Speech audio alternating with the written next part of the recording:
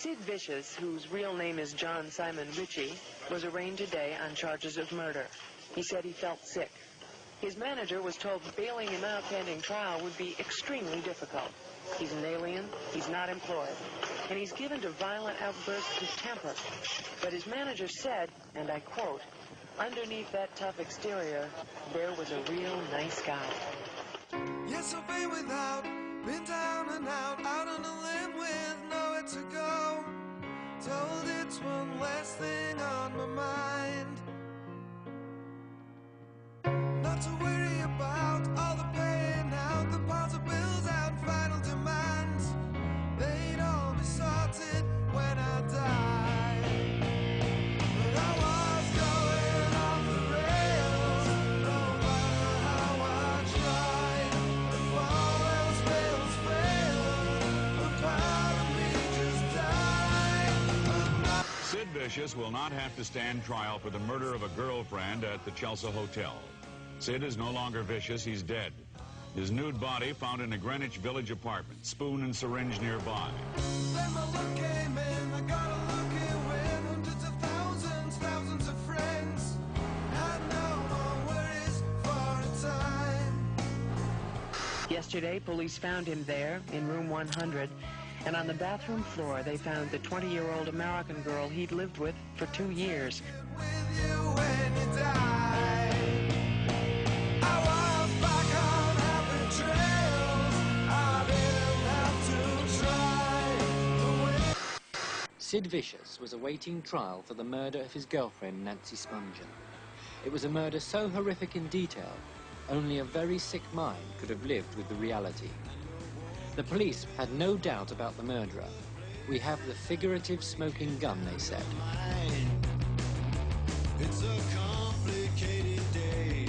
Busy people on it. I've always felt that Sid did kill Nancy. Sid thought he did it. He actually confessed to Joe Stevens that he thought he did it. The last time I saw them, Sid's got this knife about yay long, and he's sort of sticking Nancy with it, just gently, but you know, she's like, ow, Sid, that hurts. So I was like, Sid, be careful, someone's gonna get hurt. I think he did it in a moment of madness. Which Sid obviously wouldn't remember because of what he was on. Sick city sometimes. Sick city in your mind. Sick city sometimes. Sick city way behind. If you've ever been a heroin addict and lived with a girlfriend that was also a heroin addict, it's hard, I think, for most people to understand the dynamic unless they've lived it. It doesn't matter how much you love somebody. That all goes out the window when there's drugs involved. I'm going to be very honest here. I was sucked into the heroin thing myself. Sick city sometimes. Sick city in your mind. Sick city sometimes. Probably more fighting would go on between a couple because someone had gone out to go around someone's house and copped and then creamed off a bit on the way home for themselves. If there's one bag, and you both need that one bag to get straight because you're sick, somebody could get hurt. You get sneaky. It's the one you love, but you love them to bits, but you'll still steal their drugs. This did go on with Sid and Nancy. And both young and narcotics were involved. A lethal combination. What he was on, he could easily have said, "Whoa, you boink," you know, it really could have happened that way. Sick city sometimes. Sick city in your mind. Sick city sometimes. They were both in the nod. But having been in a few myself, I'd say he had one of them. And it was just a bit worse than usual. He wasn't aware of what happening, woke up and she was dead. This is like a nightmare. This is like right out of a Twilight Zone episode. You wake up, there's a knife, a pool of blood, and your girlfriend's in the bathroom, stabbed to death. Well, anybody's going to think that, what did I do last night? It was too easy just to blame Sid in the beginning and not follow the case up. I mean, it's amazing when we think back now that the case wasn't followed up more so. And, you know, everybody just assumed that he was guilty. Police didn't give a fuck. When he died, they went, "Oh, that's tidy." Boom. Who gives a fuck? About two junkies that just killed themselves, and who gives a fuck? One thing I know for sure is he certainly didn't do it. Sid would never have done that, and I know that in my heart of hearts. Lying on the floor, dreams in your head. Is there any more reasons to be dead? When I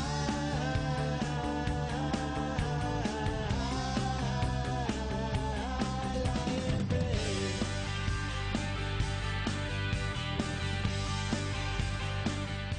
In the evidence photos, there's a large TV about 2 feet in front of the door, which may or may not impede entrance.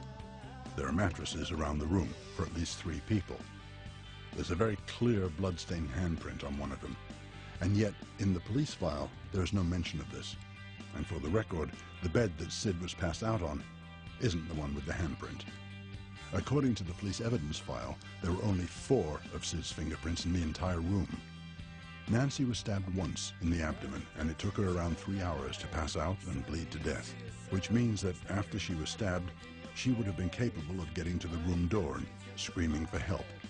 So why did she decide to make her way to the bathroom, to certain death? In all the NYPD police reports and statements, the murder weapon, the Jaguar K11 hunting knife, is left on top of an open suitcase next to the door, wiped clean of any fingerprints or traces of blood. Detective Kilroy was one of the arresting officers when Sid was arrested. I think was never convinced it was more than just some mad junkie murder. As far as he was concerned, it was a smoking gun case. He'd walked in, he'd found his killer. Sid had guilty man written all over him, even though they had to slap him around and get him something like conscious to read him his rights. In the police report, there is an account of Sid's response to questioning on the scene. It's full of contradictions. First, he states he didn't know what happened to Nancy, claiming he didn't stab her. Sid also claims that he took Tuinal and slept the night through. He then confesses to the murder, saying they had an argument. Finally, he tells police it must have been an accident. Sid also explains to the police that when he initially found Nancy in the bathroom, she was still breathing. And after washing blood from her, he went to the clinic to get her methadone. He called the police on his return. Sid was oblivious to it all. I mean, he even got up in the morning and went to the methadone clinic. That had to be in the early morning. I think the methadone clinic opens at 6 or something like that. Got his methadone and came back before he realized that she was dead. That's how sort of far removed he was.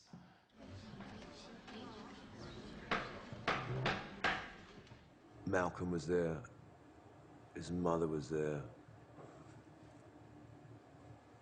And he got bailed. Pretty soon after he got bailed out, I remember seeing him down in Max's, Kansas City, that particular night that he actually got out, and there was a lot of back slapping and nice to see you, Sid, and all this from everybody.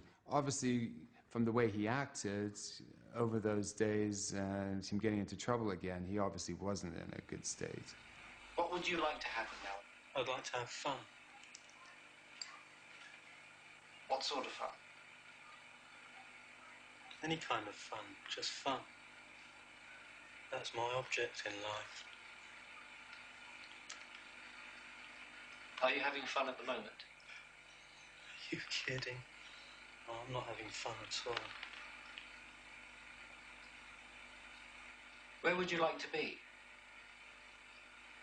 Under the ground. Are you serious? Oh, yeah. I mean, it was, silly just to let him out on the streets. And, where's he going to go? He's going to go looking for drugs. He's going to, go to nightclubs and hang out, places where people are just going to encourage him to get into more trouble.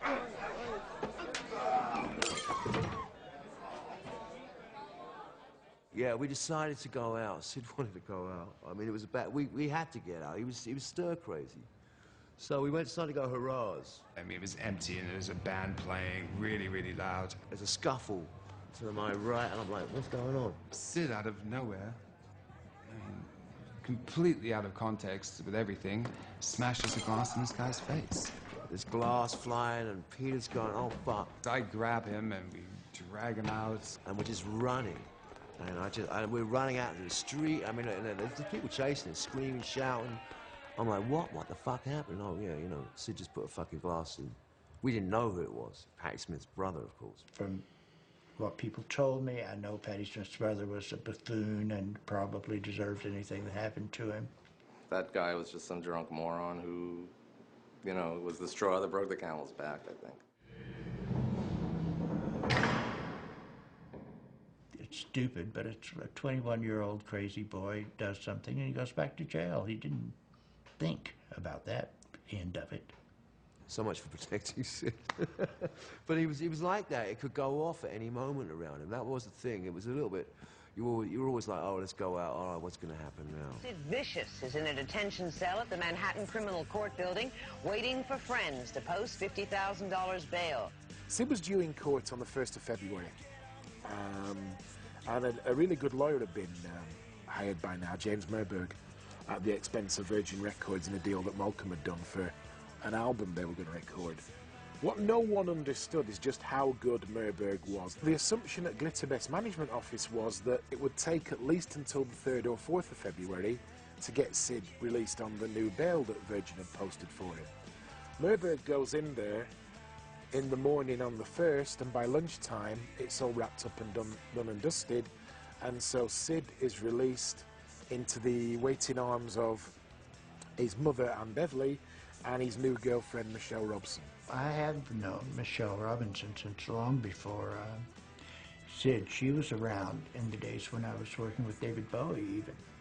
She had a big fixation on Sid for a long time, and she knew Nancy from before Nancy went to England. The new girlfriend, you know, that was quick. So, very quickly, that one. But, you know, he needed somebody. He needed that sort of emotional prop. And she fit the bill. She was a little bit like the old brand of groupie. She always dressed kind of, in those days, kind of in a semi-S&M kind of way. A lot of leather, a lot of high heels, a lot of hair, huge amounts of makeup. She was very glamorous, and she had a very, very aggressive personality. And Sid was like the prize. No matter what condition, he was Sid Vicious. He was the trophy, and they wanted him. Ultimately, if he would have, you know, not met his untimely demise, that was a good situation for him. It really was. We thought he was getting out that day, and we were going to wait and see if he was getting out and then have a party.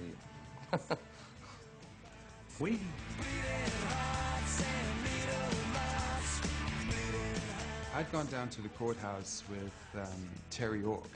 Somebody comes up to me, he goes, oh, you're Peter, da-da. He goes, I didn't recognize the person. He goes, oh, he says, your friend's going to be getting out in a minute. You know, referring to Sid. So he says, if you go downstairs, you know, he should be coming out in the next half hour. I think his mother, I bumped into his mother next, and within sort of like 5 to 10 minutes, there was Sid. After that, then we're out the door. We're out the back door of the courthouse, onto the streets. During interviews with Sid's mother for my book, she made it plainly obvious that both herself and Malcolm had talked to him regarding a possible future, but he seemed to be stuck in a mantra regarding joining his Nancy.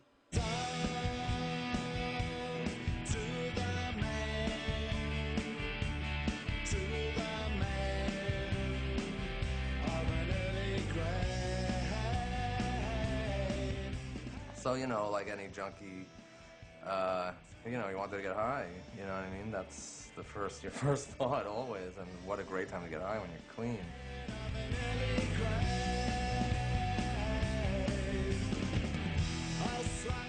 I think his mother picked up some drugs for Sid, and Sid's like, oh, have you got them, have you got them? And anyway, they go to the hotel, go to this place where Anne's staying, and he does the drugs, and of course they're absolute rubbish. At this point, you know, Sid had asked me, he says, oh, can you get me anything, can you get me anything? And I'm sort of in a bit of 2 minds about what to do. So anyway, I said, I'll see what I can do. I had other things I had to do that day. And I was, at that point, living with 2 French hookers who were actually heroin dealers. This was up on 15th Street. But he came out with Peter, looking to score.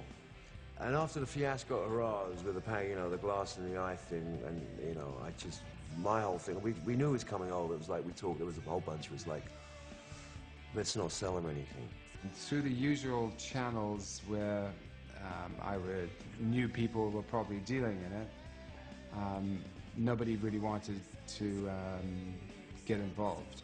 We had some shit, but we decided not to give him any. So we came over looking for that, and we said, no, so listen, you know, we're looking for ourselves, you know. I don't think we did a very convincing job, because I could tell he hung his head, went, all right, guys, and left. And that was the last time I saw him alive.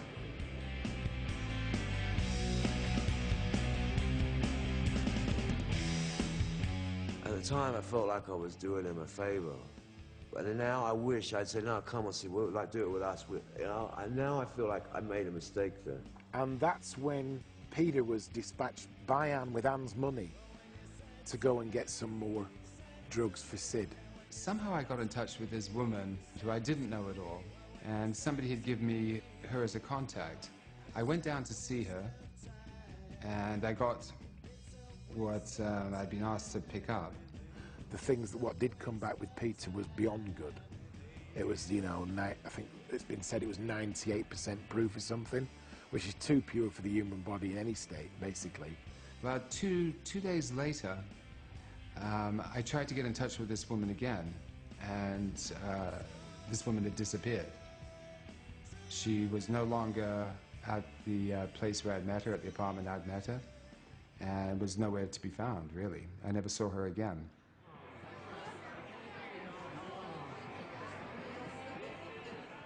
Oh my God. Oh my. Donna Florio lived just across the hall from the apartment in which the singer died. But she would not say whether she was among the 8 people who attended last night's party for Sid Vicious. I was invited to that party, which wasn't really a party, it was just a few people. There weren't even that many people. Michelle asked if I could get heroin. And I was like, I'm not a dealer. You know, no, I don't know. You know, well, you're invited anyway, come, you know, Sid's out and da-da-da-da-da-da-da-da. And I said, nah, too exhausting for me. You know, it was me and, like, my best friend then was Jerry Only from the Misfits. And Eileen, the 3 of us. And then just Michelle and Anne and Sid, and that was it. So who was in that flat when you got back? Just Sid's mother, Sid, and Michelle. And I went to the apartment probably at about, I would say, no earlier than about 7 o'clock, and no later than about 8:30. Well, no one came in. They came by, you know, to make deliveries, but they didn't come in. I don't know what they said, but... I was there until about 1:32 in the morning. And none of us had ever mentioned Peter Kodak's name. I'd always left that out because I didn't know where he is or what trouble he was in, and I didn't want to make his life miserable, and just in case, you know. 29 3/4 years later, back to 63 Bank Street. Weirdsville. Oh, I remember it a little differently. I thought this was, I think the living room came more up to here, maybe. The living room was right up next to the kitchen. It was like a small, what do you call them? You call them probably like bedsteads, apartment in New York.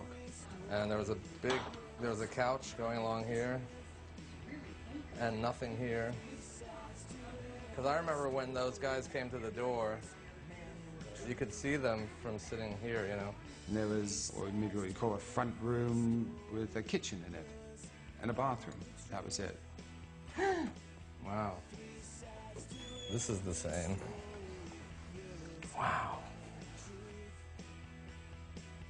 I mean, you basically, small bedroom, where she had a bed where her and Sid were lying. Very, very weird. I mean, it's so similar because it's really dark. And I remember it being really dark. And this is all very, very similar. But police say they were told by the victim's girlfriend that his last hours were spent looking towards the future. He was just in really amazing spirits. We were laughing at certain things. Malcolm had sent him a list of the songs that he wanted him to do for the album.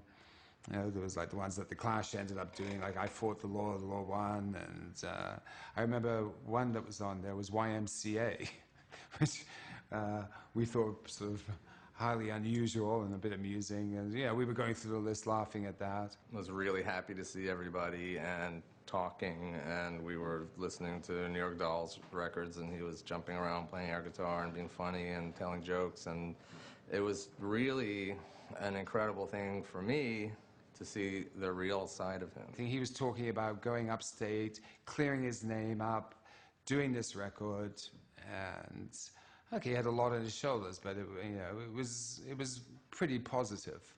Another distinction you have is being the other person who did the same stuff the night that he OD'd. Yeah, that's true. And Did that come from a regular? I OD'd that night also. Did that come from your regular dealer? No, it was a friend of ours that flew in from England. As soon as I shot this dope, man, it was fucking strong. I knew it as soon as I shot it. I walked out of the bathroom. I said, I think this is it, you know. And Sheila just said, I heard Sheila going, don't die in my apartment. I said, shut the fuck up. And then next thing I knew was 4 hours later. I wouldn't say it was his fault. You know? He told you it was strong. Yes, he did. Mm-hmm. And he didn't hold the gun to my head. I took it with a smile on my face. About 12 o'clock, Sid Vicious shot up some heroin, and he had a reaction to it, which he came out of about 45 minutes later. And then about 2 o'clock, he lay down to go to sleep. He'd taken too much. He sort of passed out. We revived him, and then it was a good few hours I was there after, and by the time I left, he was okay. I remember that it became a real bummer, and we left for a while. Sid had asked me if there's any more, and I told him, no, there's not any left. I said, you know, it's all gone. You've done it all. And what was left I gave to his mother, and I told her, like, no way, you know, give him any more of this tonight. You know, give him this tomorrow. The significance of detoxification is that if a drug user is detoxified and uses the same dose he was used to, it can be lethal. So the detoxification program takes the drug user off the drug, but it also removes whatever tolerance or immunity he has to the drugs. Then the phone rang. It was Pam Brown. And she asked me if I saw the news. I said, no, I didn't see very much. And she said, Sid died. I knew it was the same dope, and then I found out it definitely was.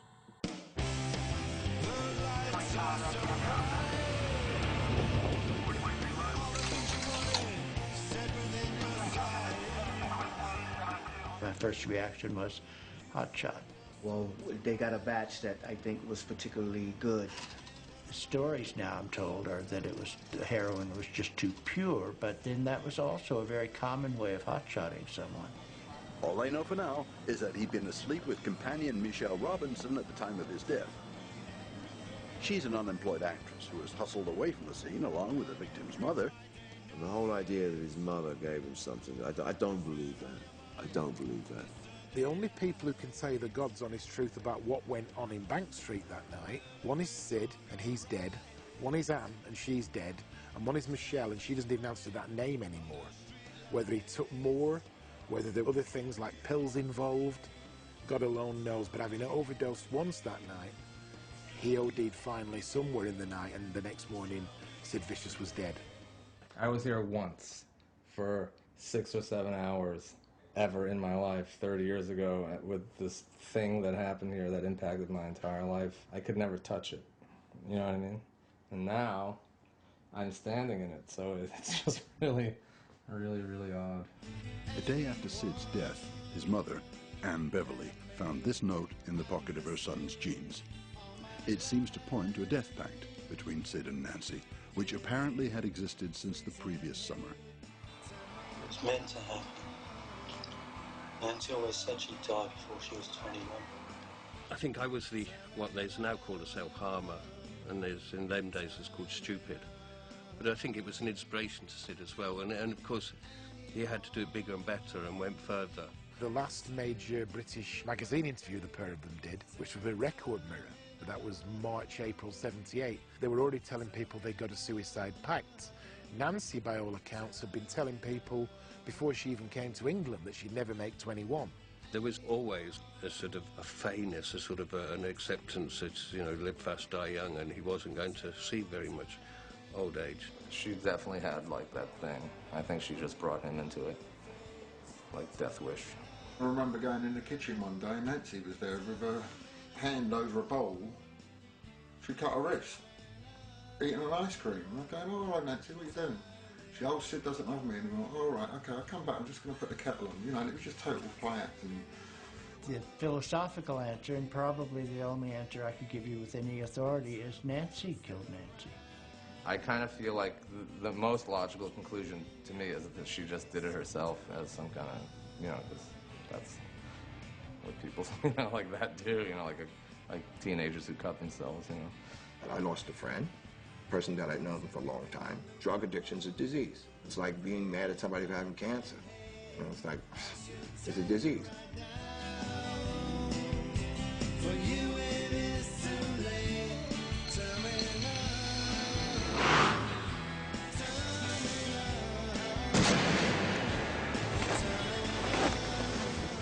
With the death of Sid Vicious, NYPD closed the case, believing he was the murderer.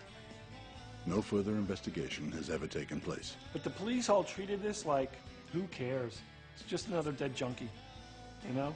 We got better things to do with our time. And this guy's name was Vicious. You know, he was supposedly violent. You know, of course he killed his girlfriend. They never thought twice about it. Nobody ever followed up on it. It's like Sid got out, Sid OD'd, and end of story. Is that really what happened? Is that just, you know, we might as well just leave it at that. Who cares? Anne Beverley was a character. Anne Beverley was very bohemian. I first was introduced to her in 1984, and we talked about doing a book about her son, and then Alex Cox's movie came along, Sid and Nancy, which played two significant roles. It postponed the book for about 3 or 4 years, and it allowed me and Anne to get closer and for her to tell me an awful lot more about Sid.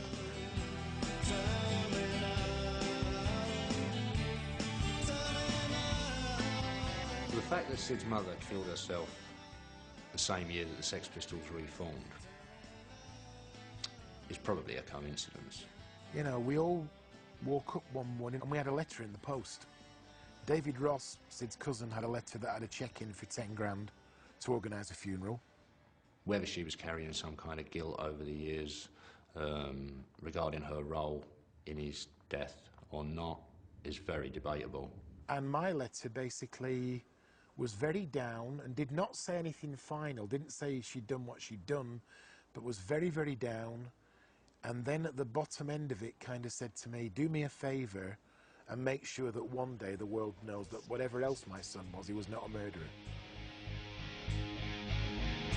Out in the streets, it's down to who you meet.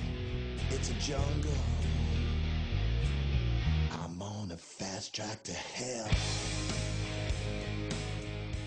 So this is the house where Nancy grew up, behind me.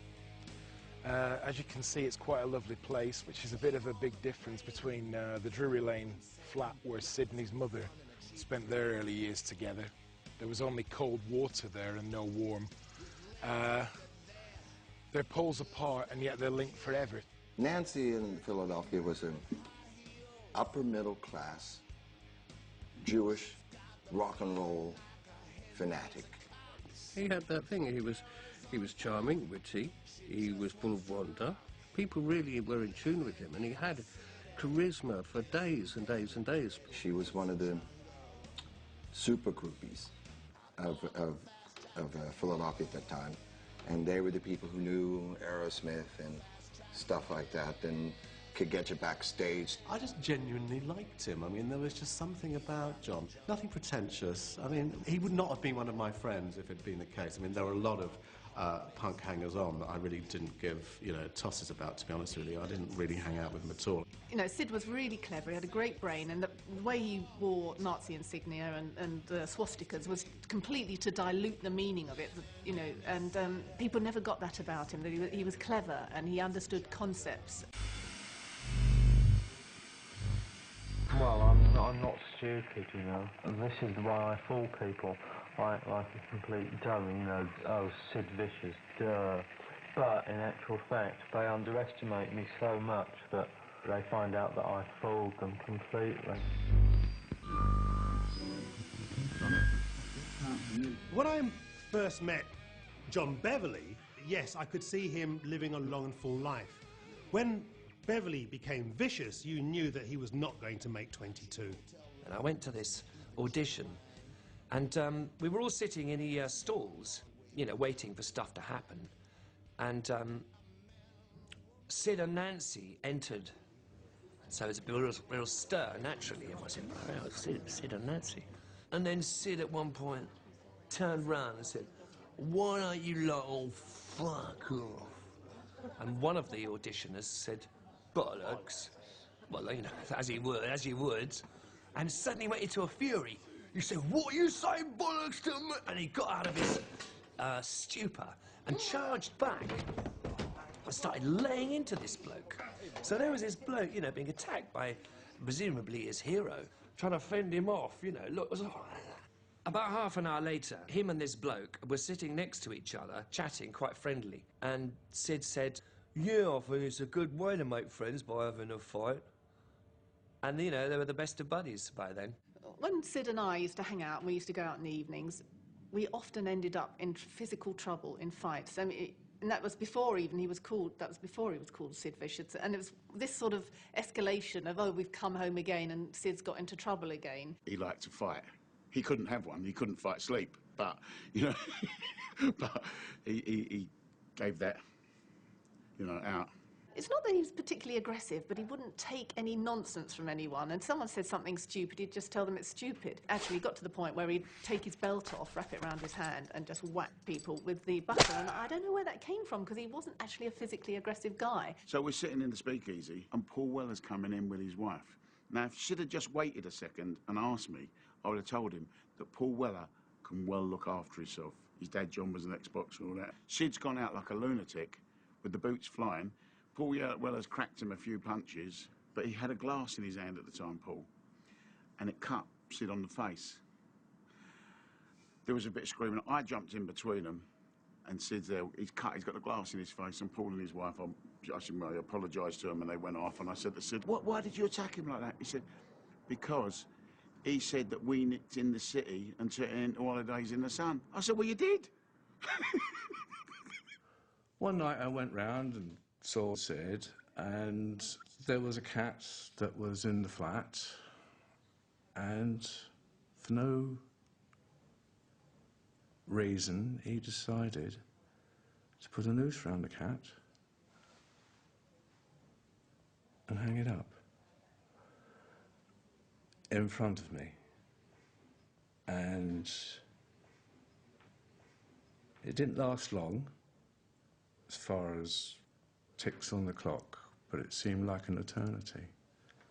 And the cat was struggling and trying to get away, but obviously it couldn't. It was whining. It was absolutely fighting to get away. And just before it passed away, it urinated and defecated right on his feet. And Sid was holding it in front of me. I utterly regret not stopping him doing that. Why he did that, I don't know. I have no idea. It's the most disgusting thing that I've ever seen in my life, and if I could have my life all over again, that is the biggest regret, that I would stop him from doing that. It was horrible. And then finally put the cat in a plastic bag and took it to the bin downstairs. It was horrible. He was always like that. He just took everything to the nth degree, and he didn't care where it took him. And I guess he knew that one day the person he hit or the thing he did would be the end. He was willing to take it to the edge. He was willing to take it that far. I don't know why or where that came from, but he was like that, always. He was a guy that never saw a red light, as they say. Everything was always green. However dangerous. However dangerous. Do you feel if he'd never met you, he might be alive today?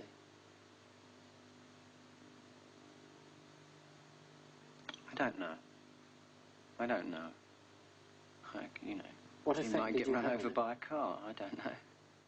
But Sid, I suppose, would at the very best be called, could be called amoral. He just didn't really have a concept of what was good and what was bad. Certainly not for him, but for other people as well. Sid especially didn't know who himself was anyway, because he was too young. I think the thing about Sid and his upbringing was he just wanted someone to love. You know, it seems to be fairly obvious. No father figure, you know, moved around from pillar to post. Mum a bit of a bohemian, you know, never settled. You know, people like that tend to make a fool of themselves or, you know, dress up strange, anything to get attention and be liked. When I met Anne for the first time, it was almost like, ah, that's the explanation. Beverly couldn't look after herself, let alone look after Sid. I never liked her. I mean, it was quite clear to me where his problems lay, and it was with her. I always felt there was a bit of an agenda there. Well, that's, kill me for thinking that, but I did. What I know about Beverly, or what Sid told me, was, you know, they used to go to Morocco, and then they would go back into Spain, and she used to sort of stuff blocks of hash down Sid's trousers. And, I mean, if you got caught in Spain at that time with even a joint, you know, under Franco, you could go to prison for, you know, 14 years. So it was pretty dangerous, but probably lucrative. Yeah, if we went round to Sid's flat, you know, like the high-rise where Anne lived, we could just do drugs in front of her whatever way we wanted.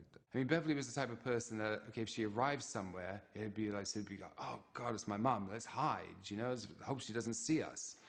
So I don't think there was any particularly close bond there. I remember when Sid and I went to see the Pistols at the Screen on the Green, and I had this little sort of vintage dress on that Sid had sort of cut really short and ripped up and made look fantastic. I mean, you know, he was a great girly mate in many ways. And we watched the Pistols and we thought, oh, we said to each other, what's the point? What's the point of carrying on? They say it all. They're everything we want to be. There's no point being in a band. We just felt like giving up at the end of that gig. It was such a fantastic show. When did Sid become one of our #1 fans? I don't know that he did or not. I mean, I think he was just #1 hanging round after John. I think there was been a bit of a double act, and then John was busy doing something else and Sid wasn't. So, and there was nothing else going on in London at the time, so we was where the action was. So he'd come and cheer his mate on. It is interesting to me that, you know, John did bring Sid in to sort of like supposedly be his ally in the band, and of course practically instantly you realise that he was going to overshadow John because of the way he looked, the way he was.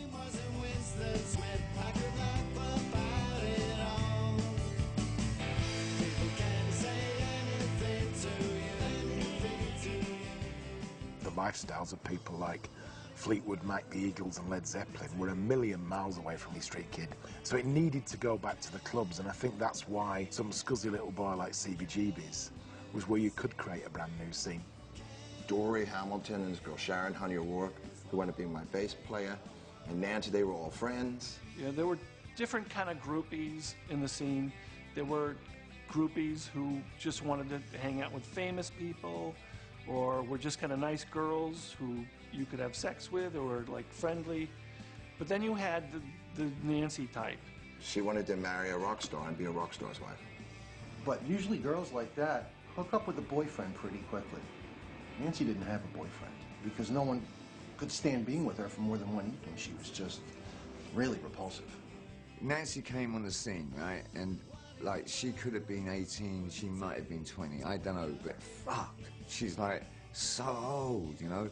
And I just mean like, she's just seen too much, she's seen so much. The other people who were very onto the scene, like Gail Higgins and the bartenders at Max's and at CBGB's and things, all kind of said, stay away from her. She was a drug dealer and she was a prostitute and she was really bad news. And when someone is called really bad news, when you have Dee Dee Ramone's Connie going around breaking bottles over people's heads, that's really bad news. Man, I mean, I thought she was like 27, you know?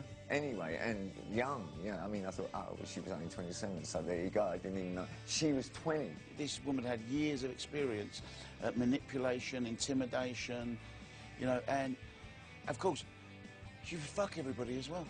You know, God love her, you know what I mean? Like, you know, that, if she couldn't get through, she'd have sex. She asked me on numerous occasions. It's how Nancy operated. She would go get the drugs so she could get laid. And the first time I met Nancy, she was being shagged in the toilet by somebody. But not Sid, no. But someone very close to him.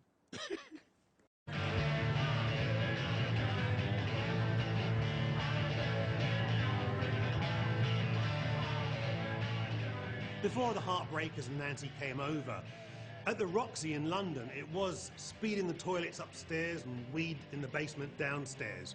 And as I said before, with a bit of beer to wash it down. You know, in those days you could have had a wheelbarrow load of cocaine, rock on, you were doing really well. You had that much heroin, the stigma that that carried, you know, people were like, well, you know, didn't want to know.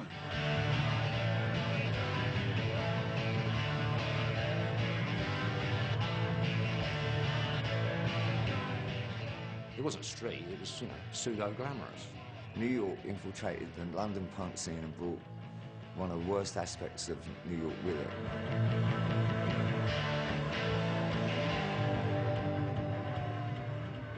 Why on earth people think this band, the Heartbreakers, Johnny Thunders and Jerry Nolan, who couldn't tie their shoes in the morning, could orchestrate the downfall of British youth by importing heroin into the British Isles is beyond me. And no one noticed Keith Moon and Keith Richards in and out of hospitals. They happened. They were English and they were stoned junkies, real stone junkies in England.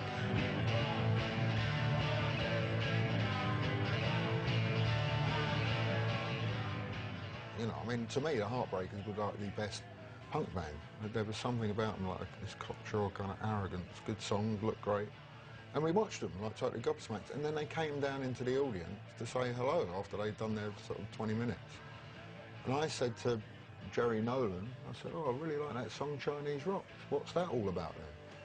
And he looked at me like I was an idiot. He said, well, heroin, boy. I went, oh, right. And it hadn't even come into anybody's really field of consciousness until then. By the time the Heartbreakers and Nancy arrived, it was the new thing, you know, and they almost made it cool. Johnny and Jerry needed to find someone they could hang out with. So English kid, oh, first English kid, like, this guy's cool. Now, it is in the nature, the unfortunate nature of a junkie to not want to be alone in their addiction. I'm in their camp now, you know, I'm probably the first kid who did smack with these guys from New York, because they don't do speed. There's no doubt that they turned a lot of people on to heroin. And that really did have a major impact on the punk rock scene and almost kind of wiped out the first chapter of it. And he was like rolling up his leg every now and again, and he was like showing everybody all his needle marks. He says, oh God, this foot has gone numb now. I can't use this foot anymore.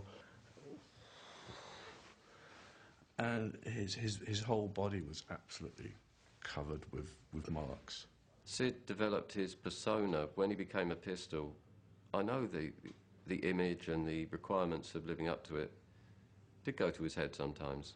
The name Sid Vicious was the most amazing creation in the world. It's like Hollywood stars, you know, Marilyn Monroe, Betty Grable, those people didn't know how to deal with who they suddenly had to be, and had to be all the time. They didn't get to only be it when the cameras were on, or only till someone said, you know, now you can go home now and just be yourself. But this was exacerbated by drugs, which stoked, you know, his reasoning, innocence all went out the window, and he just became Sid Vicious.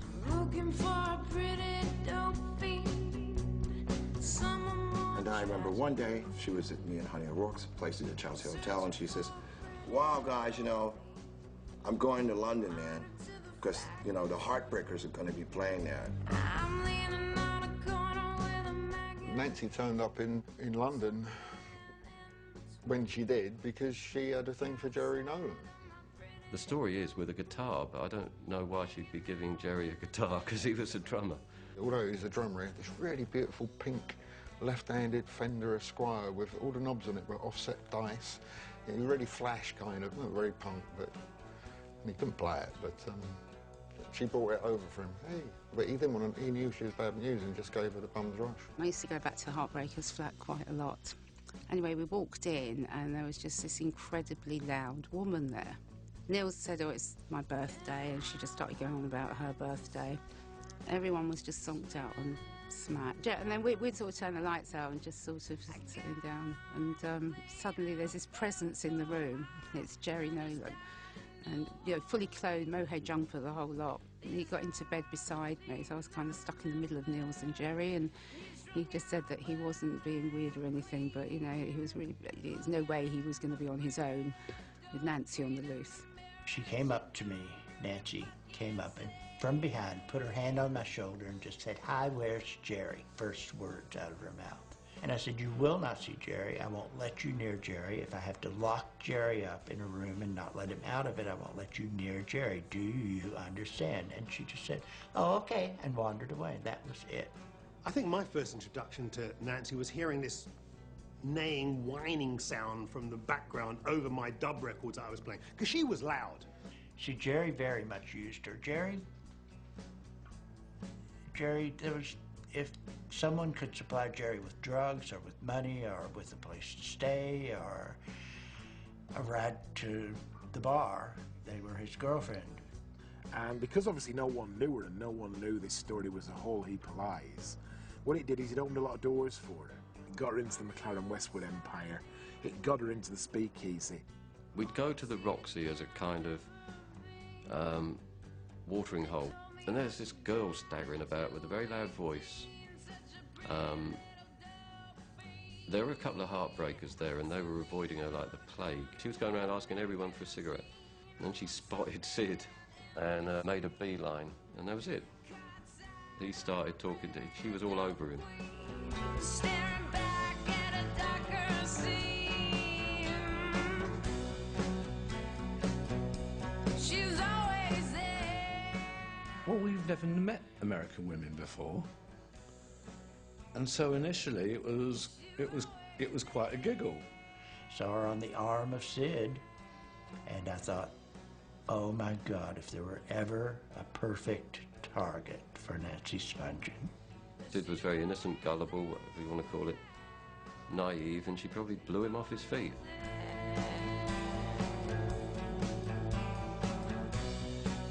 What amazes me is that how over the years it's become a Romeo and Juliet story, and it's been kind of romanticized. But he really loved this person. He loved her more than he loved his music. Bit by bit, as he got together with Nancy, and then he became, you know, very caring and caught up in her world and trying to make her happy. Whispering in his ear, she taught him things that no one had ever taught him, and she showed him a bit of love. They were sensitive people, and they seemed to get along very well. In fact, they were always holding one another in my office, so you sort of sensed that there was a great affection between them. Maybe they were right for each other. Maybe whatever it is she brought to the table, he needed. Sid was really shy. I mean, he's really shy with girls. I never, ever saw him chat up a girl. I mean, a girl would have to come to Sid. He wasn't interested in sex at all with a girl. They would throw themselves at him, and he wasn't interested at all. He was quite possibly a virgin before he met Nancy. He needed a strong, forward woman to, you know, to go to bed with him, otherwise he would never make the move, and she made the move. She would really sort of like bolster his ego in a way that I thought was really what you're supposed to do if you're a boy and girlfriend. I don't know if you saw any of the gigs, but Sid was like really shining out. And I think if you had that in the background, then I don't think it was quite as tragic as we're all sort of being led to believe. How many people loved the Beatles and hated Yoko automatically? It's like because Yoko all of a sudden had power in the Beatles, and John, and she was, you know, controlling John.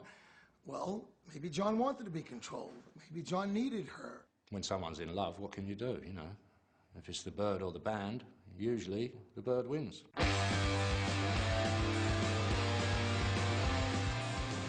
The Pistols came to America. They came to America, they came to tour. By the time they announced their tour, I knew I had to find a way to get on that tour. Spent a lot of time, Sid, when he went to America and he's on their tour with the Pistols, you know, he asked me and Barry to look out for Nancy.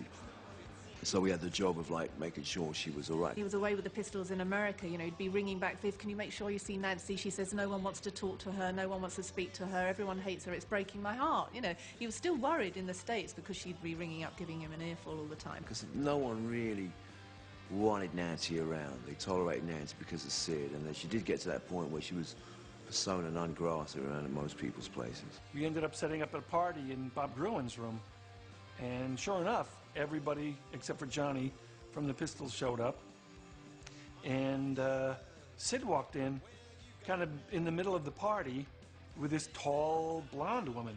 We're all kind of like, oh, that's good for Sid. He picked up the best-looking girl from the gig. One time he called up and was telling her how he'd been a transvestite. She had a very deep voice, and Sid was pretty upfront. He's like, well, here now, am I going to suck your cock or your cunt? And she said, cunt. And everybody's like, you know, what?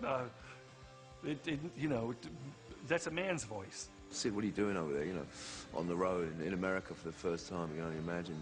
He was telling her about this transvestite he'd ended up with, and her reaction was, well, all right, Sid, as long as you're not doing any fucking any girls, you know. Which I thought was funny.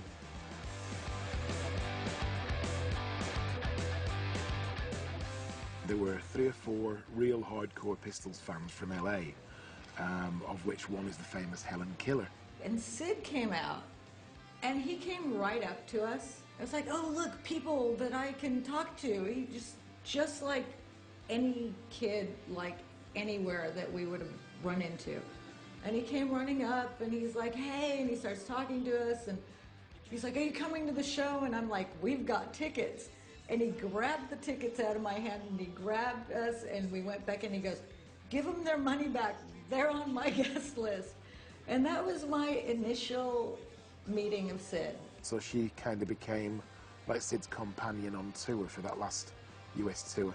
I remember in Dallas, he called her, and he was on the phone with her, and he's like, I met this girl, and it's really great. And I was like really terrified, because what I'd heard of Nancy and what I thought of Nancy and what everyone said was just what an incredible nightmare she was. And like, oh, she's gonna kill you if she ever finds out about you. And I was just like, why are you even mentioning that I exist to her? And it was kind of frightening to me, but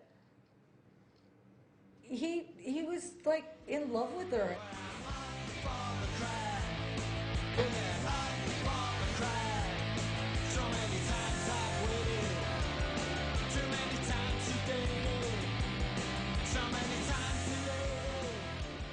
The Sex Pistols were fighting with each other. Malcolm was not speaking to Johnny. Johnny was not speaking to Malcolm. Nobody could find Sid. He was hanging out with some groupies, taking drugs. We went in the bathroom, and he's like, oh, I'm going to do this. And I'm like, no, don't do it. And he's like, I'm going to do it. And I'm like, okay, there's nothing I can do. And sitting on the edge of the bathtub, Sid shot his heroin and fell directly back into the bathtub.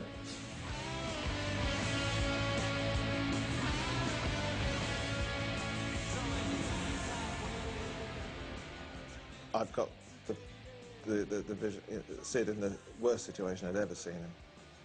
And these kids just kind of looking at it on his bed, turning blue. I got him on his feet, walked him around, stuff I'd never had to do with anybody ever. He was responding, he was groaning, but he was in a semi-coma.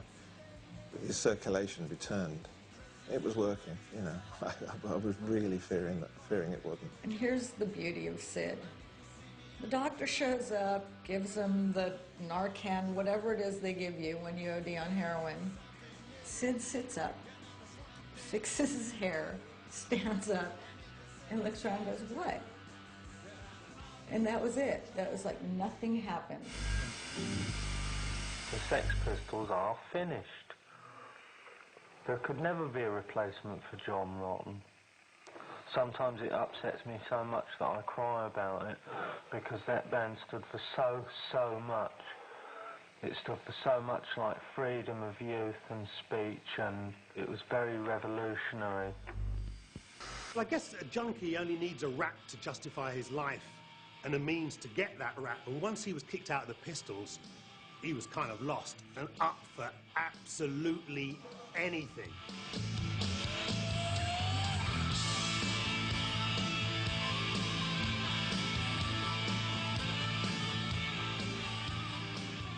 porno, playing with anybody. I mean, they were just like desperate junkies. Really sad, it has to be said. Hey, do you want to make a pornographic movie? Give us £100. I remember she came up to me and she said, "Hi, Steve. Would you like to watch me and Sid having sex for £20? I went, "You'd have to pay me a lot more than that, Nancy, I tell you." I said, because I couldn't think of nothing worse than watching you and him having sex. I mean, she even hit on me one time, and I actually gave her a spliff to get off my back. Not literally, folks. There was also a rumour that Sid did as well, you know, that he gave himself to make the money. Wake up. Do you want me to make you a cup of coffee? Yeah, could you? Yes, I'll make you a cup of coffee. I just took a suitcase, got on a plane, went to London, and I was on King's Road, and some kids came out, and they're like, "So, Sid's in the store right there, and boy, why don't you go in and say hi?" And I'm like, "Okay." And I walked in, and he turned around, and it was like we had just seen each other 5 minutes ago. And at that point, he's like, "You have to come over and meet Nancy." To be really honest, Nancy was so nice and wonderful to me when I met her. And then she goes, "You need to stay here with us if you're not really staying anywhere." They actually spent a lot of time in bed in their room in front of the TV in their underwear, high on fucking heroin. We would go to the chip shop, come back, watch TV, do our hair, you know. They stayed home a lot, you know. There wasn't a lot of fighting. There wasn't a lot of arguing. I think the whole time I was there was like one argument fight. There was kind of a lot of whining on Nancy's part, but I think she was just very whiny. Girlfriend at the time used to make clothes, and she used to kind of hang out there, and Celia was always trying to let her jeans out a bit more because she was putting on weight and putting on weight and putting on weight, and this jeans sort of had these sort of different shade of blue V's in the back. There was apparently animosity between Nancy and Sid's mom. And while I was living there, like a couple times they went out and they're like, if she comes by, Nancy, if she comes by, don't let her in the house. And one night she did come by. She goes, "I just wanted to drop some things off for Sid." And she gave me a big bag of jujubes and a big bag of syringes. This was Mom's present, or whatever, care package to Sid. And I was just like, Malcolm held the purse strings as regards money. So, and Sid needed money because he had a drug habit, so he was always dependent upon that. And Malcolm was never forthcoming with any great amounts of money. Every time you go in meant to signify the flow of air around the show now. He tries to be all artistic and impress us, and we were laughing our heads off. What an idiot. I hate Malcolm. Yeah, obviously, Malcolm was really concentrating on Sid, and like Nancy was really getting in the way of Malcolm's plans. What Nancy was doing was deciding that she was going to be Sid's manager. So Malcolm did it as a word-of-mouth thing, which I thought was hilarious. My girlfriend manages me. I just want to get another band together and tour. The reality was, on paper and on contract and with the lawyers, Malcolm McLaren was still Sid's manager. In retrospect, maybe there's a lot more humour to the whole thing than I was able to really enjoy at the time. I don't know whether she'll manage Johnny Thunders. I don't know whether he'll have enough faith in her, but she's damn smart. Damn smart. She's been right around the music business since she was 13, and she knows a lot of guys, and she can pull a lot of weight. And I was really surprised that Glenn and him were really good friends. When Glenn first came over, I was like, go figure. The one guy that, you know, he replaced in the band is the one guy who's like there for him. When I'm sitting there in the pub next to him, and he said, "What's all this about we don't get on?" I said, "I don't know, we're sitting there in the pub, aren't we?" He said, "Yeah." And he said, "Well, how can we prove to people?" I said, I don't know if I'm bothered about proving to people. He said, no, we should. I said, "Well, how about doing a gig then?" He went, "Oh, that's a good idea, who can we get?" And we went through who we could get, and we got Steve New Out the Rich Kids and Rat Scabies, just all mates, and put a band together, and we called it the Vicious White Kids. It's Sid Vicious, I was still sort of just about in the Rich Kids as Steve was, and Rat Scabies was actually not in the band at that stage. He had a band called the White Cat, so But it was kind of funny doing that because, I don't know, I just found Sid a little bit slow, really. He said, well, look, OK, we've got Steve on guitar and Rat on drums. Who's going to play bass? No, he said, you're a bass player and I'm a bass player. Who's going to play bass? I said, well, put it this way, Sid, I'm certainly not going to sing. He went, oh, well, who's going to sing then? I said, well, you can sing. Well, who's going to play bass? That was the greatest show. Everyone was there.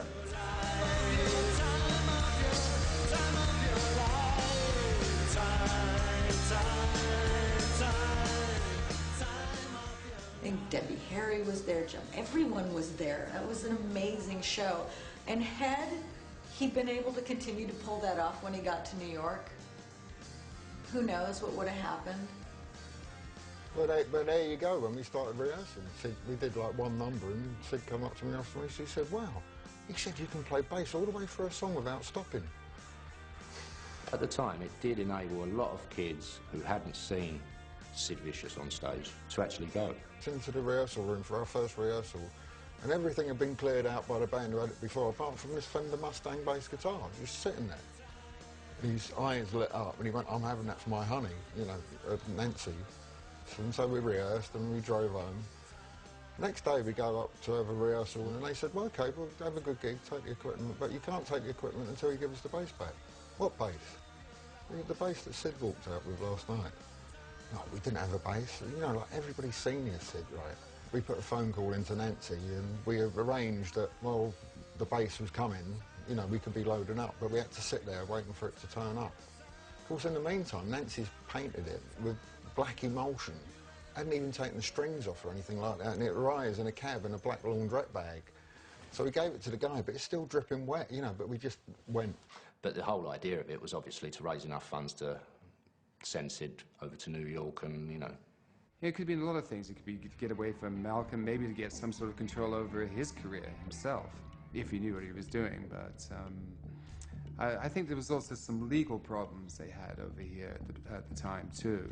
There was a young, fairly up-and-coming and promising record producer called John Shepcock, who again was only in his early 20s. And he was a heroin addict too. And he went round to Pin Dot Muse one night, and himself and Sid and Nancy had this kind of nod out on heroin. And what tells you about the state they were in is the next morning they woke up and genuinely did not know they were laid next to the dead body of John Shepcock. And when Anne Beverly told me years later, she said, then they knew they had to go. Because the police were already harassing them for so many things, and now suddenly they're waking up with a dead body in their bed. The way I remember that whole thing of Sid and Nancy hooking up and then her pretending to be his manager and going to New York, I have to say that things were moving so fast by that time that we didn't give a shit. Things aren't getting easier at all, they're getting worse and worse. I hate this country and everything to do with it. You know, the punk rock thing had taken off and had momentum, and no Sid, no Nancy or any of that stuff could really stop it, so we didn't really think twice about it. I want to go and live somewhere else. Do you know what I mean? We have no plans whatsoever. We just live from day to day, you know, existentialist like Jean-Paul Sartre. His entire, you know, roots in everything that he was obsessed with was in New York as well. You know, it was cool. New York was cool. Let's go to New York. Oh, it sounds good. We can play Max's. We can make money. Yeah, okay, well, you know, launch our career from there. His obsession with, you know, the New York Dolls and the whole New York punk rock and pre-punk rock scene. You know, between the two of them, where else were they? That's where they had to go. They were so excited. They were like, we're going to America and we are going to just take over. As opposed to we're going to America and it's going to eat us.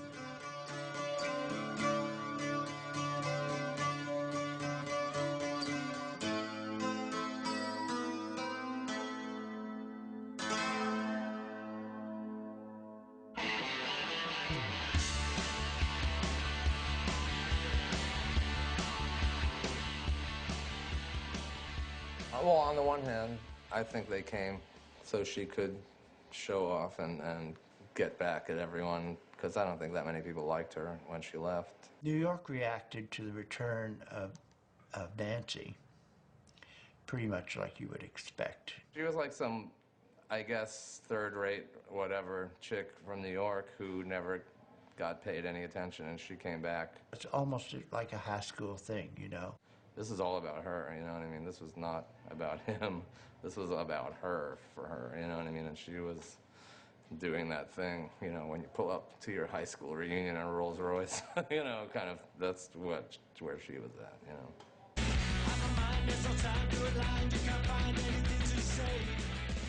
One year in England, she came back with Sid, and she had the thickest Cockney accent in the world, you know. And it's like, you know, like, the day before she had it, she had like this, I don't know, like a Philadelphia, you know, she was a girl from Philadelphia. That kind of like defines Nancy. It's almost like those Americans who come back with British accents, only she came back with a British boyfriend and British money and British fame, and all of which was wildly phony. She was Nancy, you know, she was running around. She was like Mrs. Sid Vicious. And so, yes, everyone really despised her.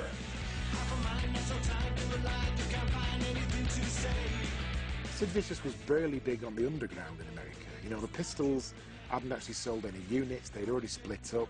It would be 10 years later before their album went platinum in America. So when he arrived, he would have been famous within his clique of people. I'm talking about a very basic underground fame. People would throw shit at us in the streets, you know? Sid Vicious was not a rock star, except among that circle of people.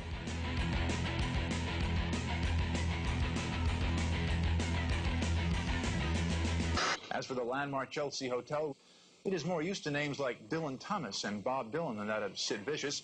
The Chelsea Hotel was a fancy, low-life nightmare with a hefty history. Yeah. But his mystique was that, you know, so many artists from, you know, Andy Warhol to Muhammad Ali, it was a place where the it people would be and you feel comfortable. Dylan Thomas to Bob Dylan. All these brilliant artists were there at some period of time. I first moved into the Chelsea in 1975, and I lived there on and off until '81. You're allowed to do things you wouldn't be able to do at other hotels. You can take the bed apart. You can throw the bed out. You can put it in the hallway. It was extremely dingy, dark place. You can paint the walls each week a different color. Hang what you want on it, nail what you want up on it. The rooms were anything but attractive. How dingy your room was, or how posh your room was up to you, not the hotel. They were so available at the Chelsea Hotel. Everyone knew where they were, and everyone knew when they had drugs, and there was no screening at the front desk. People were just in and out. And every drug dealer wanted to sell them something because, oh, yeah, they've got money and they're famous. The Chelsea Hotel, I think, was also kind of maybe not the greatest move for them because you had a lot of characters now hanging out. Rockets Regulaire and these sleazy fuckers who just wanted to be sort of in there with Sid and obviously, you know, wanting to rub shoulders with this icon, you know. So immediately they fell in with all the creeps and maybe I should say us creeps, you know what I mean? And there was this blonde there at the reception, like kind of stumbling, surrounded by all these pound notes and U.S. notes on the floor. And the guy behind the reception looking really like irritated, like, oh, God. And me and Honey O'Rourke went and said, oh, you know, you got money there, and it was Nancy. And she had like a big bruise on the side of her head. And she says, oh, wow, look what happened to me. We were at Johnny Rotten's place or something, and somebody OD'd or something, and she was hit with a bat or something. We had to leave. I'm like, oh, okay. Wow, you want to meet Sid?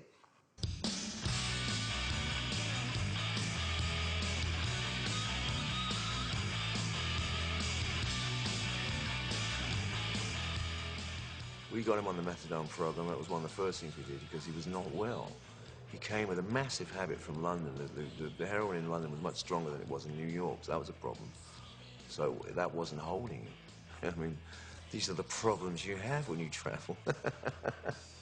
I mean, when they arrived in America, we must remember there was a fairly substantial lump of money due to them from the cover of the song My Way.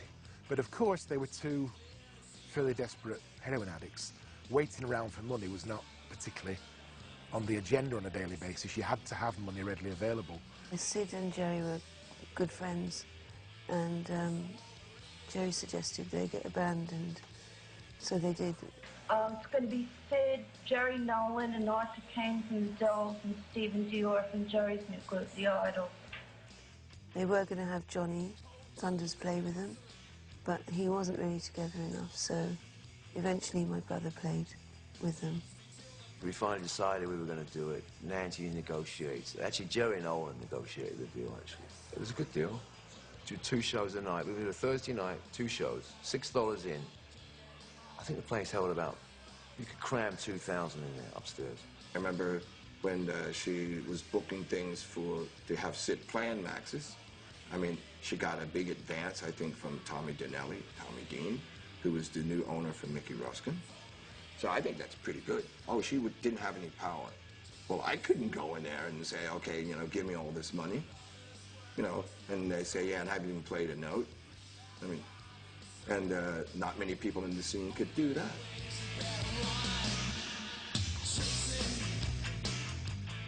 It was a cool show, you know. He was happy at sound check and everything. You know, we're Steve Dior, we're all around, we're doing the sound check.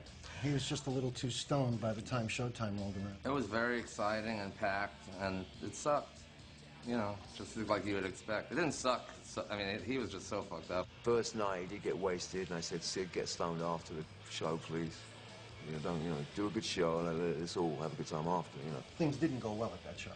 The crowd was a bit nasty with the money.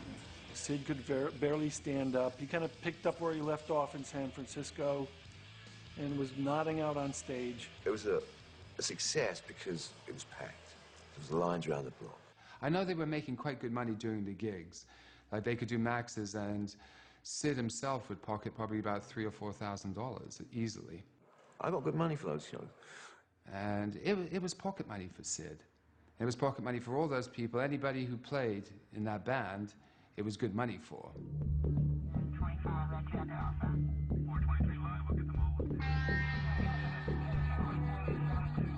Leading up to the death of Nancy, things on the New York Underground, and this could be because heroin was getting harder to find on a daily basis, did seem to get a lot more scuzzy. You know, the Dead Boys drummer was famously stabbed outside a taxi rank at 4 in the morning.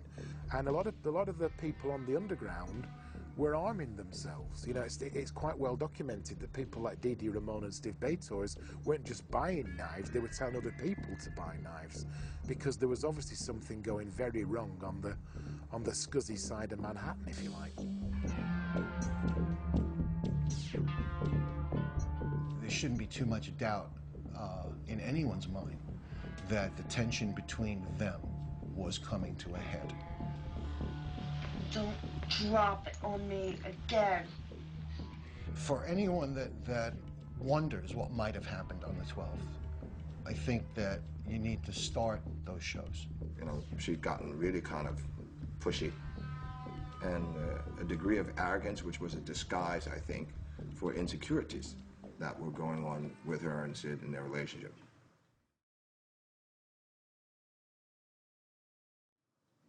I think mainly it was Nancy called up Honey O'Rourke, right? And says, oh, Sid and I are gonna come by. At the time, I don't know, it was before 12, several hours before 12. And they came to the room, and Nancy had a portfolio of like press clippings. And we ate. They were kind of depressed. He's got some nasty habits. And they started going through the pictures. And he's like, yeah, I remember that day, and now look at us. And look, you know, we're all fucked up. It wasn't even exactly feeling sorry for themselves. It was like worried and, wow, are we ever going to get the glory days back? I mean, the one thing we need to understand about October the 12th, the night that Nancy died, there was no heroin about. And that's what leads us back to the Dilaudid and the Tuinol and various capsules and pills that were brought in for them by various people that night. They left. And this is maybe around 12, close to it. And I went out. You can imagine, you know, Sid and Nancy were clucking like chickens. They were coming down cold turkey, which is the worst way to come off drugs. This is why they were having a party and buying a lot of drugs. I had gotten there just after midnight. He called and said they were, you know, looking for something to relax with. And then I went with Kelly. I think Leon wanted to bring him to the room to get the brownie points, but Kelly insisted that I go with her. Really loves a party. She never wants to leave. It was just Sid there that I remember, Nancy. She gave us the money. We left. Someone came over and told me there was a party at Sid's and asked me if I was going. I didn't really want to be there. You didn't know it was going to be an important night. It was just another night out in New York. And around 2 or something, 3, I had a violent toothache and a stomachache. Well, it was 19 years ago. But I know I don't go out before midnight, and I know Max's closes at 4, probably somewhere between 2 and 4. So I went home and then was seeking some type of medication, like a joint, right? And there was a dancer who lived on another floor, hanging out with a friend of mine, Pepe Valentine, and he was from Blue Coat Squirrels, and now he's Victor Colicchio, and a girl named Kelly Garrett. And I called her up and asked her, oh, do you have a joint? I've got a toothache and stuff like that, and she came down.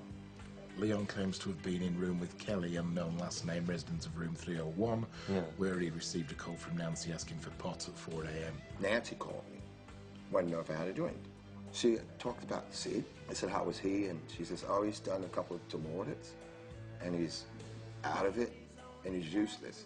There was another voice in the background, and it wasn't Sid. I couldn't tell who it was, but there was somebody else in the room. And she says, okay, well, call if you hear about something. I said, yeah, of course.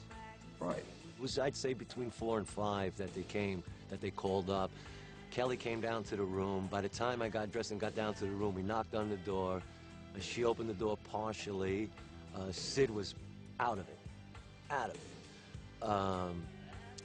And there was a guy in the room who I believe always is named to be, I would say, Snaky, Spidey, Skippy. I just remembered and, you know, an E in the name. I didn't pay attention. And he was there, and they already had enough. And Sid was passed out, and that was the last time that I saw either one of them. So I walked in, I scanned around the room. Sid was passed out on the bed, passed out. Did he move at all while you were there? No. You never said anything? Said anything? No. I knew I was familiar with his condition. He wasn't saying anything. He probably wasn't even dreaming. But someone said he had about 32 in all.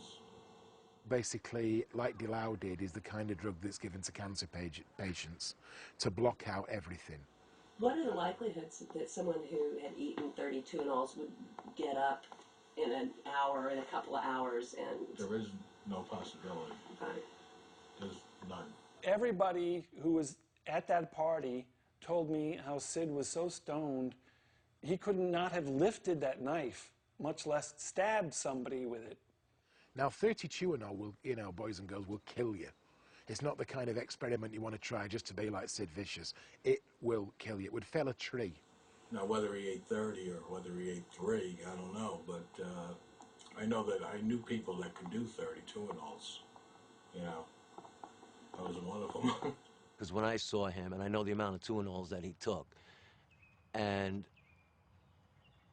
I just can't see him killing him, going back to sleep, and there was just a lot of it didn't make sense. I know for a fact there are people who went into that room that night that Nancy died, and when they told their stories years later, they said, talk about a shock when we woke up the next morning and Nancy was dead. When we left the Chelsea that night, we thought we were looking at the late Sid Vicious. A while later, there's like a knocking on the door. No, pounding's more, you know, and it was so scary. And then there was a sound of, to me it sounded like metal hitting the floor, and some mumbling, and silence. Honey O'Rourke came back around 6 or something and said, oh, there's some blood outside the door. The thing that really struck me, though, was why no one had ever talked to any of the people who were actually there. That there were so many people in the Chelsea, they're in that room that night, and that none of these people had seemed to have told anyone their story. As a matter of fact, in the lobby of the Chelsea Hotel, the next morning when all the press and everybody was there were newspaper people all over the place, I did approach one detective, and I don't remember his name, but he wasn't interested at all in anything that I had to say. And the knife was left here on the suitcase? This is interesting. I've got a better picture. Yeah, look at that. That's clean. No blood, no fingerprints, nothing. Yeah, I can't see Sid wiping it. I can't see him placing it there. And I think that the mitigating circumstances were such, as told to me by the lawyer that was representing him, if there were no fingerprints on this particular knife, then we would obviously have a very good case. Sergeant Houseman, I think, looked into the whole thing a bit deeper. And he had suggested that had there been more time and more digging done, it's just possible there may have been a different outcome when the whole thing got to court. I know that the police wanted to speak to 6 people. They never told me the names of those people. But I know that in the police file, there is at least one page where 6 names have been wiped out. These names, the fingerprints must have been on record. In order for my name to be on here, I would have to give the cops my fingerprint. So it would indicate to me that these people had previous criminal records. Otherwise, their fingerprints wouldn't be on file. I just think it was one of those scenarios where if they'd had a little more time, they may have been to have done more with it. Right after this thing happened, everybody in New York was suspicious because the stories came out that no money was found in the room. And people who had been at the party saw her flashing a lot of money around. In the weeks leading up to Nancy's murder, Sid had played lucrative gigs at Max's Kansas City and finally been paid his royalties on the sales of My Way, paid in cash for both. Whatever else happened in room 100 that night, are we also supposed to believe that all this money simply vanished? Yet during the night, the room had been accessed by drug dealers, junkies, band members, and by NYPD. The NYPD had no clue there was any missing money. It's only when various witnesses started giving their statements and talking about Nancy dropping $100 bills in the corridor of the Chelsea. I remember following Nancy through the lobby, picking up her money because she was always dropping $100 bills behind her. I felt like Nancy had lost some of her street smarts. And picking those up, Nancy, put these away. This is, remember New York City?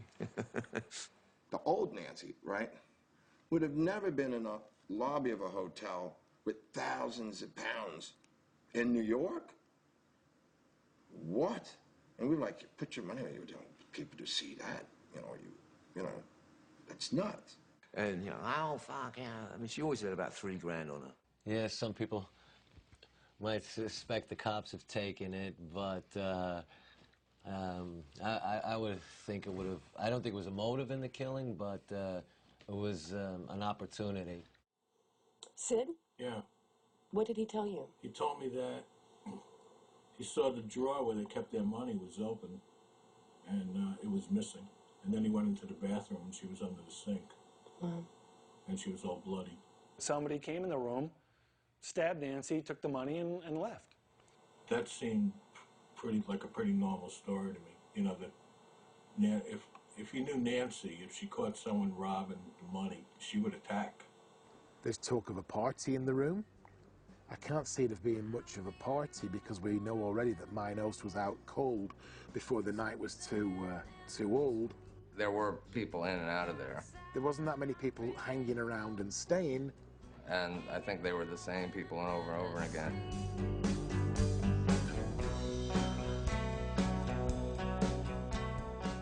We know that some people said that some drug dealer from the Chelsea Hotel had been in there at that time.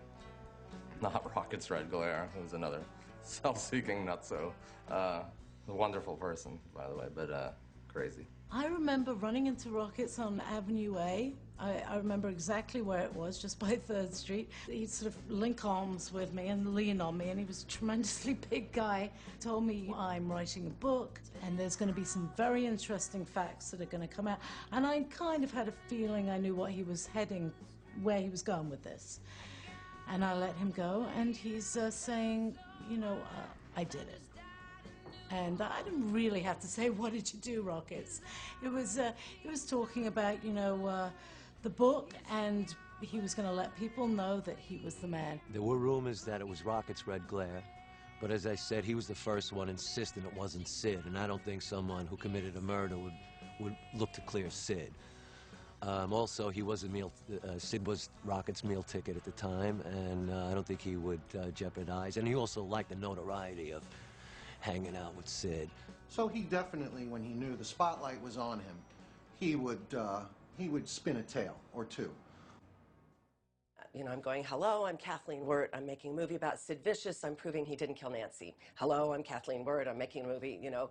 And finally, I just said this offhand to this one girl, and she goes, oh my God, I know he didn't. She goes, that Michael guy was crazy. We were having a meal before the gig, and this kid was sitting with Nancy, blonde-haired kid. And I said, your boyfriend lived at the Chelsea in 1978? She said, yeah.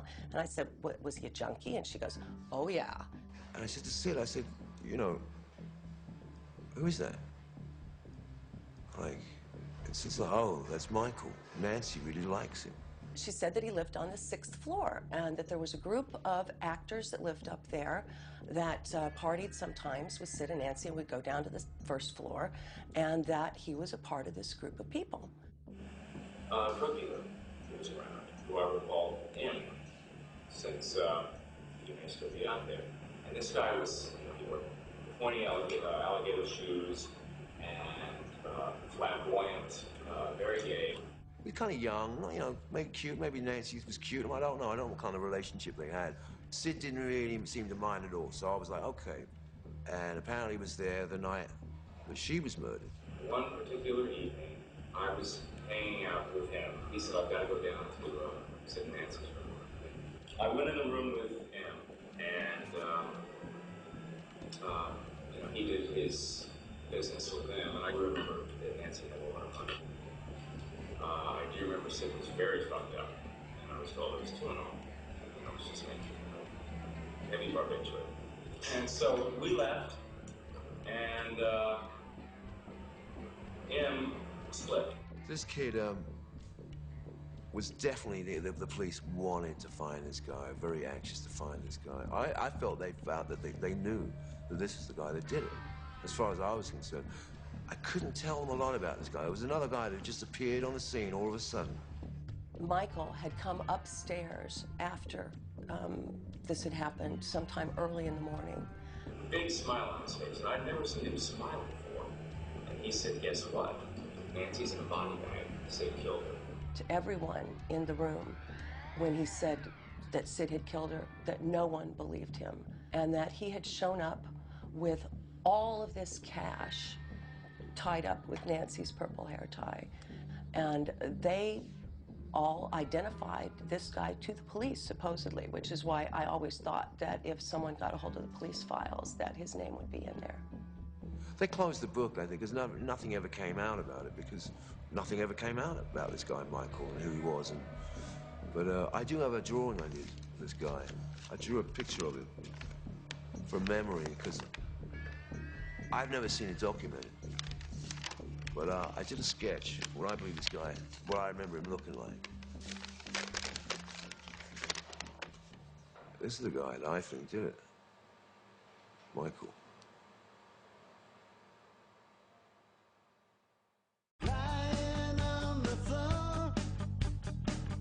Every witness who visited Sid and Nancy on the night of Nancy's death claims that Sid was out cold on Tuinal for 7 hours.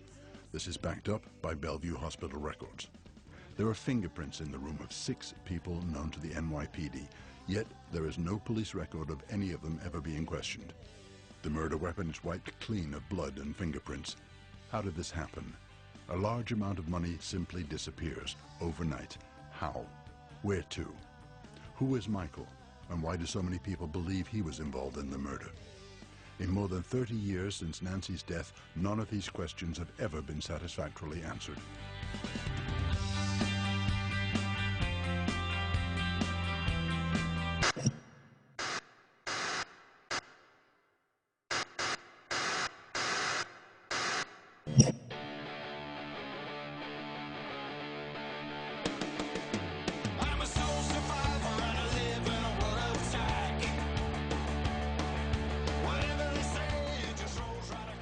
I actually saw the Great Rock and Roll Swindle the other day, and it was funny watching Sid do My Way and Come On Everybody. You realise that, you know, he was and could have been a really great frontman, but hey, it wasn't to be. You know, he had a fantastic look, don't forget. He had the best image out of all the punks at the time. You know, he's still an icon.